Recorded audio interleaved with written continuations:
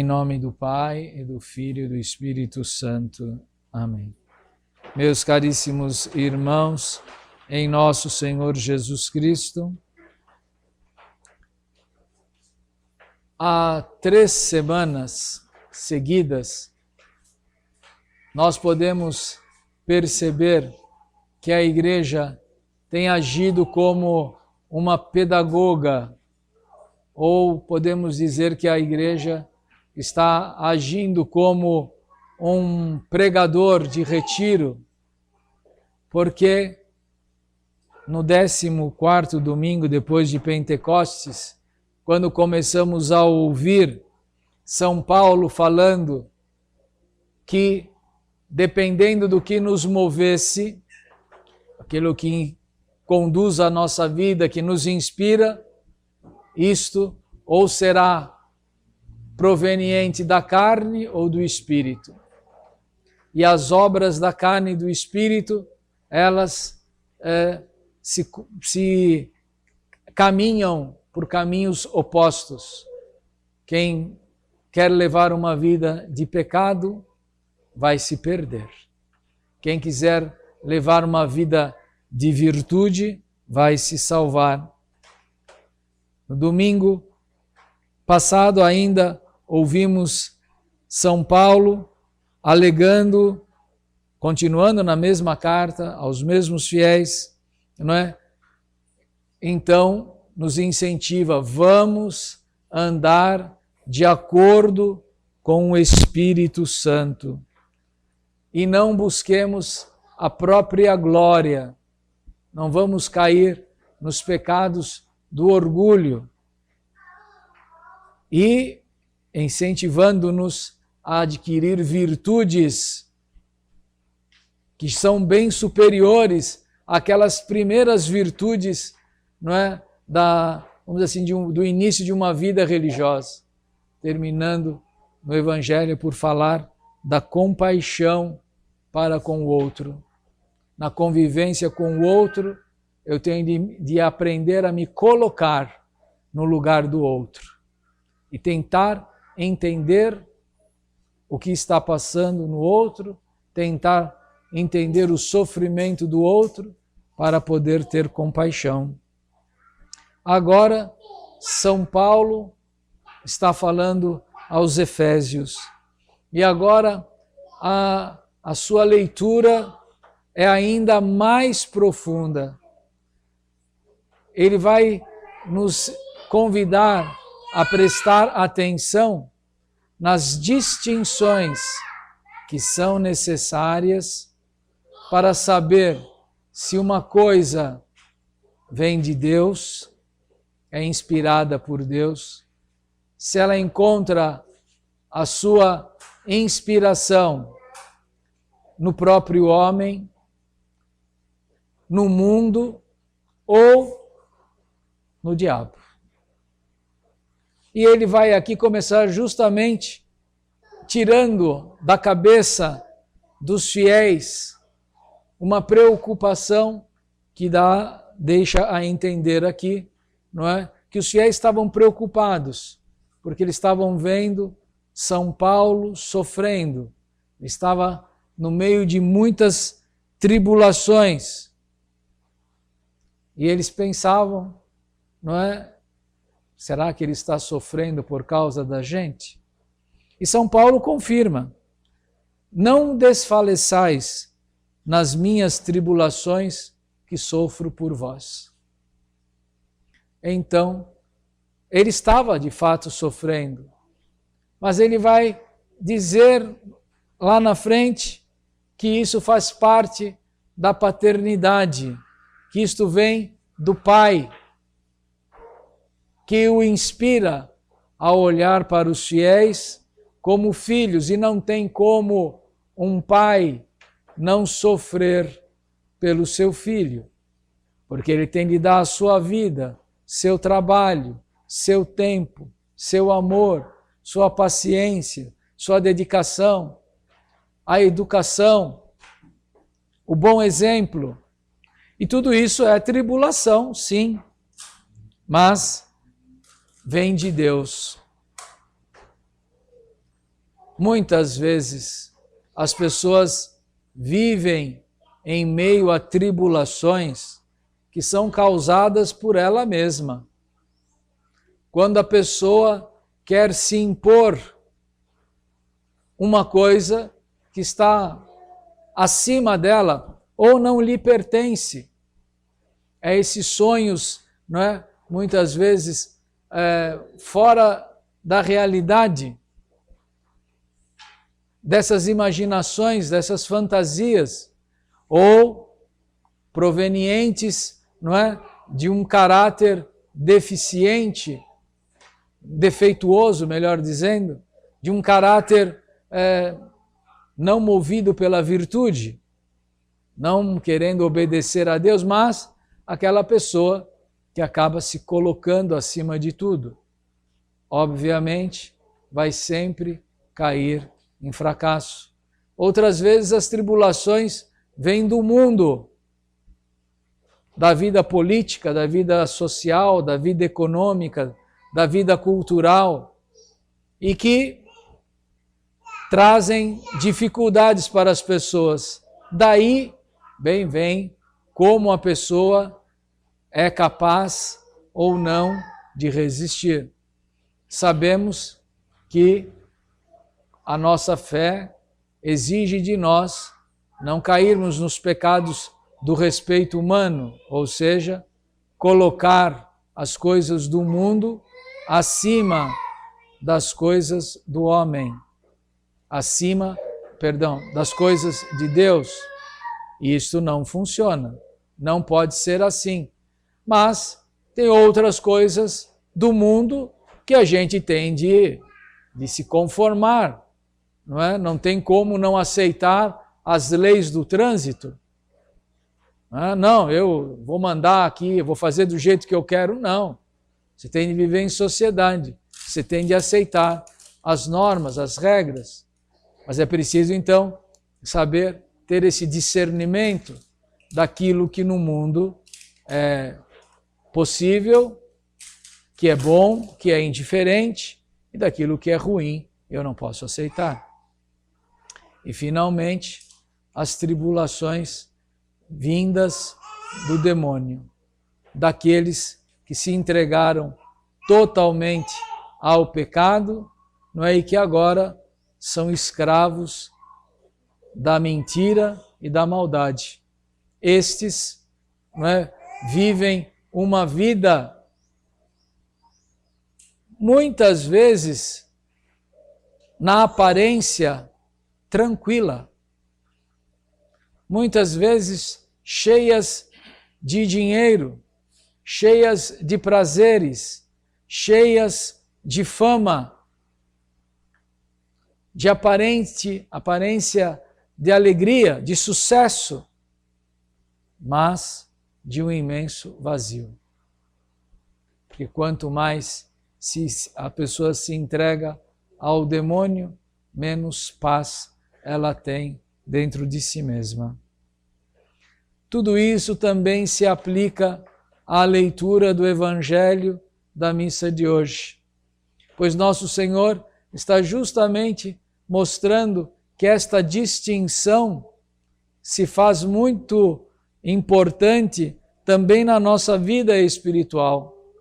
Os fariseus foram, no início da história dos fariseus, foram homens extremamente zelosos pelas coisas de Deus, mas eram zelosos pela prática das coisas de Deus. E num segundo momento, passaram a cobrar, a exigir, a incentivar a sociedade a também retomar uma vida de maior observância das leis divinas. Todavia, pouco a pouco, o orgulho foi lhes corroendo, porque não se colocaram a serviço de Deus, mas foram caindo naqueles pecados que São Paulo apontou: a própria glória, o abuso da autoridade, o mau uso dos dons dados por Deus. E quando Jesus foi à casa deste fariseu, um homem notável, quer dizer, bastante conhecido, né? Um homem que publicamente era reconhecido. E queremos crer que Jesus foi convidado a ir à casa deste homem. Ele foi, e tinha pelo jeito muita gente. E logo que ele entrou na casa, os outros fariseus, juntamente com o dono da casa, começaram a observar tudo o que Jesus estava fazendo, porque se falava muito de Jesus.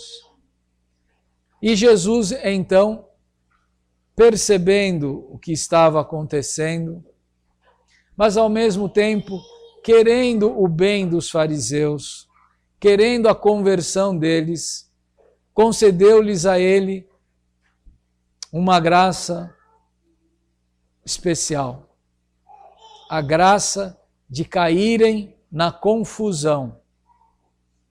Sim, cair na confusão para um homem orgulhoso é uma graça de Deus, porque ele foi se exaltando, se elevando, se julgando muito superior a todo mundo, e de repente acontece uma coisa, pum, cai por terra, não é? E aquilo, como um prédio em demolição, não é? Começa lá embaixo e de repente você vai ver todos os andares caindo.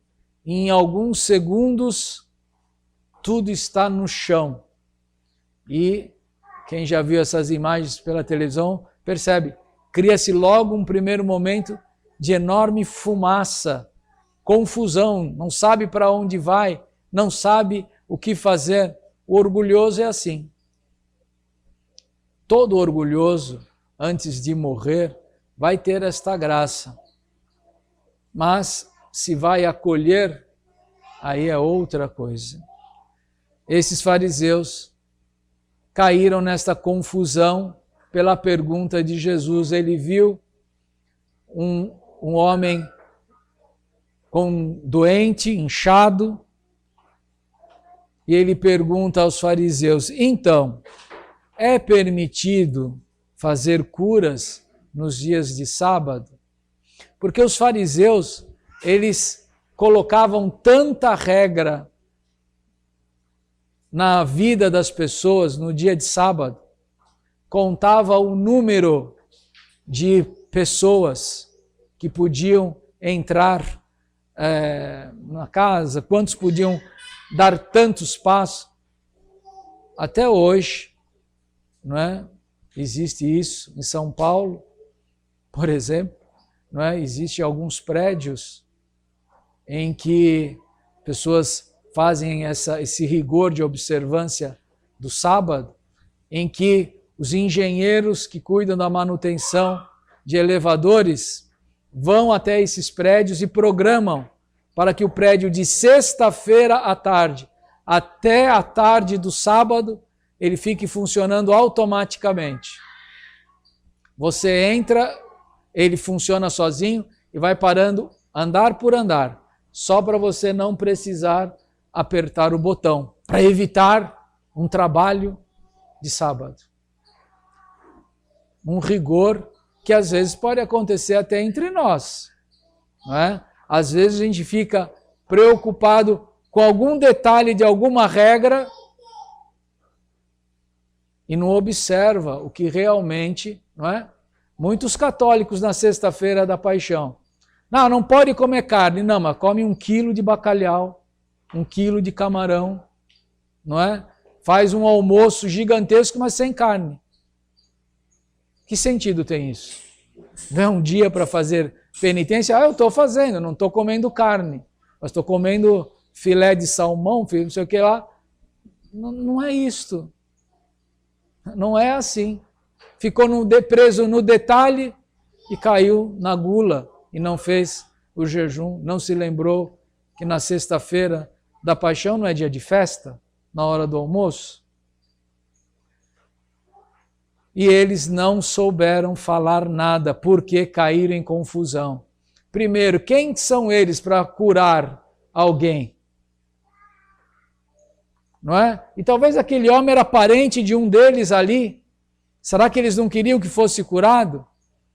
Parece uma coisa assim tão óbvia, mas essa é a questão do orgulho. O orgulhoso, ele se fecha tanto em si mesmo que, com um detalhe, ele cai numa enorme confusão. E Jesus perguntou, eles se calaram, não souberam responder. Ele foi lá, encostou a mão naquele homem, tomando-o pela mão, o curou e falou, vai para sua casa.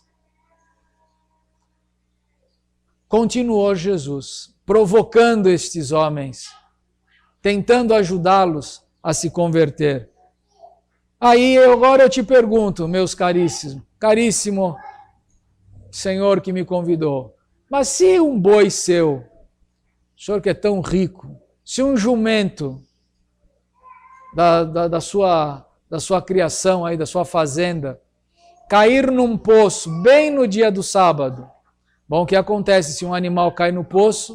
Se você não for lá tirá-lo logo, ele vai morrer afogado, a carne vai apodrecer e no dia seguinte você não vai poder comer aquela carne e vai ter um prejuízo financeiro. Você não vai lá? Novamente, esses homens caíram em confusão e não souberam responder. Claro que eles iriam. Jesus sabia que todos eles iam. Né? Eles colocavam na regra que isso pode. Outras coisas não podiam. Mas esta podia. Ele vai dizer, mas curar um homem não é mais importante? A graça de Deus não é mais importante? Também isto serve para nós. Vejam por quais motivos as pessoas faltam à missa aos domingos. Os motivos mais absurdos e ridículos, quando realmente se crê que a missa, não é o centro da nossa vida. Mas alguns trocam por qualquer coisa. E mesmo durante a pandemia, não é, no auge da pandemia, quando não se podia ter presencialmente, não é, quem realmente tinha fé, não suportava ficar sem a missa, pelo menos assistindo, participando de maneira online. Não, porque eu não posso entrar na igreja, mas vou guardar este tempo, não é, aqui dentro da minha casa. Em vez de ficar olhando para a televisão, para ficar assistindo futebol, ou jornal, ou qualquer outra coisa, não vou deixar a televisão ligada para pelo menos ver, não é, e participar interiormente da missa que o padre estava celebrando lá sozinho. Uma pessoa humilde fez isto. Os orgulhosos, não vou aceitar isso. Tá bom, faz o que achar melhor. Mas depois não reclama. Por fim, nosso Senhor, mais uma vez, coloca-os nesta situação de humilhação, de confusão, para que pudessem buscar a conversão. E propõe esta parábola de um senhor que está fazendo uma grande festa, tem tudo a ver com o dono da casa que está ali, não é? Está falando das pessoas sentarem à mesa e fala em que um homem chegou e logo foi sentar no primeiro lugar, mais perto da cabeceira da mesa. E pouco depois chegou outra pessoa que o dono da casa considerava mais importante e pediu ao outro, por favor, saia daqui e vai para o último lugar, porque meu amigo vai sentar aqui perto de mim. E esse homem, como diz nosso Senhor, todo confuso, precisou se levantar e ir para o último lugar. Repare, Jesus, o dono da casa, não é? Jesus contando a parábola, disse que o dono da casa não mandou ele embora da festa. Você não mandou embora. Vai para o último lugar. E Jesus termina dando esse conselho: quando você for convidado, entra, ponha-se no último lugar. Pois Deus conhece as intenções do coração. Não é quem senta no primeiro banco que é o mais importante, nem o que senta no último banco é o menos importante. O que conta é a disposição da pessoa. Deus sabe quem está ou não está realmente participando, assistindo, comungando da realidade de uma Santa Missa. Por isso nosso Senhor fala: coloque-se sempre em último lugar. Então não vamos nos colocar, não vamos cair também nessa... Isso aqui é uma parábola espiritual, não é? Não vamos fazer, tomar isso na igreja, então vou sentar lá no último, que o último, não é? Não é nesse sentido que ele está falando, mas é no sentido espiritual. Vamos buscar exaltar as coisas de Deus. Vamos procurar diminuir a nós mesmos para deixar que Cristo cresça em nós, de modo que o nosso modo de agir, de falar, de pensar, cada vez mais corresponda à pessoa de nosso Senhor Jesus Cristo e ajude os outros a conhecê-lo melhor. Peçamos a intercessão de Nossa Senhora, que pôs tudo isto sempre em prática na sua vida, colocando sempre Deus em primeiro lugar e ela mesma em último, ao se pronunciar diante de Deus: eu sou a serva do Senhor. E diante da serva do Senhor, o Senhor a fez a mãe de Deus. Se assim também o fizermos, nós seremos colocados na condição do bom discípulo, daquele que um dia sentará à direita de Deus. Em nome do Pai, do Filho e do Espírito Santo. Amém. Ave Maria, cheia de graça, o Senhor é convosco. Bendita sois vós entre as mulheres, e bendito é o fruto do vosso ventre, Jesus.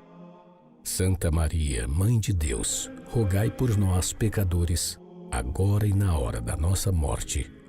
Amém. In nome del Padre, del Figliolo e dello Spirito Santo, e così sia. Sia lodato Gesù e Maria, e buonanotte a tutti.